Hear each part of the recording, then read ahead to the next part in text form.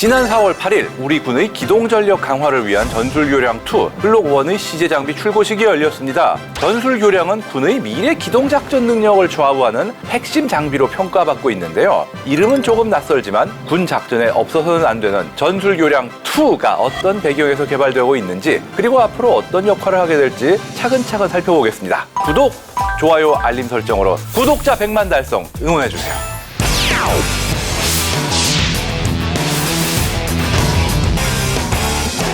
전술교량이란 적의 공격이나 험준한 지형으로 인해서 끊긴 도로 위에 임시 교량을 설치해서 차량 및 병력이 이동할 수 있도록 돕는 장비입니다. 전차나 장갑차 같은 대형 차량도 통과할 수 있을 만큼 튼튼하고요. 현장에서 빠르게 설치하고 철수할 수 있다는 게 특징이죠. 길이 끊기면 작전도 멈추기 때문에 기동작전의 생명줄이라고도 할 수 있습니다. 현재 블록1의 체계 개발은 포스코와 교량 전문 업체 청암 ENC의 주관하에 2026년 완료를 목표로 진행되고 있는데요. 사실 전술교량2의 개발이 이번에 처음 시작된 건 아닙니다. 약 20년 전에도 추진된 바 있는데 당시 우리 군은 교량의 최대 길이를 무려 60m로 설정했습니다. 이는 세계적으로도 유례가 드문 최장 사양이었는데요. 해외의 주요 업체들도 보통 전술교량 길이를 46에서 52m 정도 사이로 설정하는 게 대부분인데 우리는 그보다 훨씬 긴 사양을 요구했던 거죠. 결국 높은 제작 난이도로 인해서 기술적 한계에 부딪혔고 개발은 중단되고 말았습니다. 이후 수년간의 공백과 재검토 끝에 현실적인 기준을 적용한 새로운 전술교량 개발 사업이 재추진되었고요. 그 결과물이 바로 오늘 소개하는 전술교량2라는 말씀.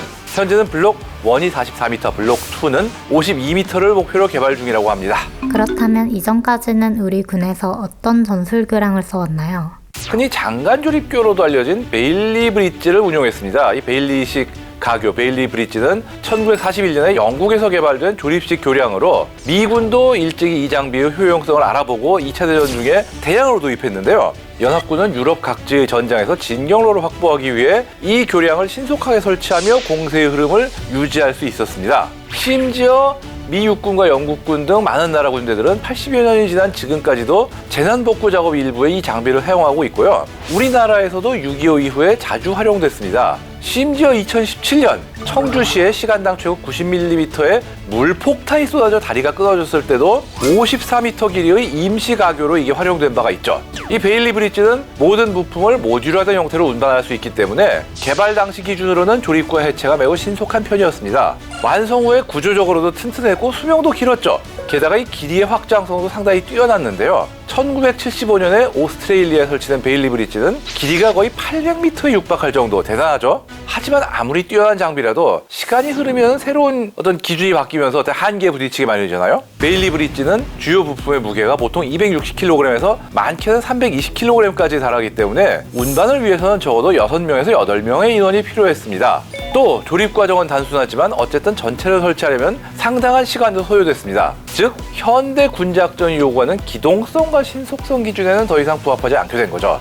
이에 1971년 영국은 새로운 대안으로 간편조립교, 영어로는 MGB, 모듈러 제너럴 브릿지라고 하는 장비를 개발하는데요. 간편조립교는 베일리 브릿지에 비해 적은 인원으로 훨씬 빠른 설치가 가능하다, 이런 장점은 있었습니다. 20m짜리 교량은 약 45분, 75m짜리 교량은 약 3시간 30분 정도에 설치할 수 있었고요. 필요 인원도 40여 명 정도로 줄어들었죠. 하지만 이 또한 완전한 대체는 되지 못했는데요. 바로 내구성이나 하중 같은 한계가 있었기 때문입니다. 때문에 나토나 미군도 간편조립교는 보완 장비로 간주하고 이 베일리 브릿지의 후계 기종인 메이비 존슨 교량과 병행해서 운용하고 있는 게 현실이죠. 우리 군도 기존 조립식 교량의 강점과 한계를 분석한 끝에 현대적인 기준에 부합하는 차세대 전술교량의 개발에 착수했는데요. 우리나라는 산악과 하천이 많아서 도로망이 제한적인 데다 군사분 개선을 두고 있는 만큼 전술교량은 필수 장비로 꼽힙니다. 특히 이번에 개발 중인 전술교량2는 최신 기술과 설비를 대폭 적용해서 설치에 필요한 인원과 시간을 획기적으로 줄일 수 있을 것으로 기대되죠. 이번 전술교량2가 사실상 1호기란 얘기도 있던데요. 예, 맞습니다. 그동안 우리 군은 베일리 브릿지, 즉 장간조립교를 전술교량처럼 사용해왔지만 여기에 공식적으로 전술교량 1이라는 명칭을 붙이진 않았거든요. 따라서 이번 전술교량2가 실질적으로는 최초의 한국형 전술교량인 셈입니다. 기존 대비 약 60에서 70%까지 설치 인원과 시간을 줄이는 게 목표인데 이를 위해 전문 가설 차량과 수송 차량을 함께 운용하는 방식이 도입됩니다. 이 교량의 긴 대들보를 레일처럼 활용해서 교량 구성품을 건너편으로 옮기면 그 자리에서 정밀하게 설치할 수 있도록 설계되었는데요. 이러면 인원도 시간도 훨씬 단축되고요. 내구성도 확보하면서 통과 가능 하중까지 약 15% 증가할 것으로 내다보고 있습니다. 장기적으로는 기동부대의 작전 능력을 끌어올리고 미래 전장에서도 신속하고 유연하게 대응할 수 있는 어떤 그런 기반으로 자리할 전망인데요. 끊어진 길을 잇는 것을 넘어 우리 군의 기동작전 능력까지 새로운 차원으로 이어줄 전술교량 2가 조속히 전력화되기를 기대하겠습니다.